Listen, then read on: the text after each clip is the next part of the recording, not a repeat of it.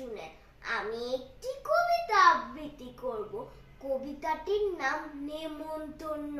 লিখেছেন অনুদান শঙ্কর রায়। যাচ্ছ কোথায় চাংরি পোতায়, কিসের জন্য নেমন্তন্ন? বিয়ে বুঝি না বাবুজি, কিসের তবে ভজন হবে? শুধুই ভজন, প্রসাদ ভজন। কেমন প্রসাদ? যা খেতে স্বাদ। কি খেতে চাও? ছানার পোলাও। ইচ্ছে কিয়া সরপুরিয়া, আহ কি আয়েশ, রাবড়ি পায়েস। এই কেবলি ক্ষীর কদলি, বাহ কি ফলার, সবরি কলার। এবার থামো ফজলি আমার, আমিও যাই। না মশাই, ধন্যবাদ সবাইকে।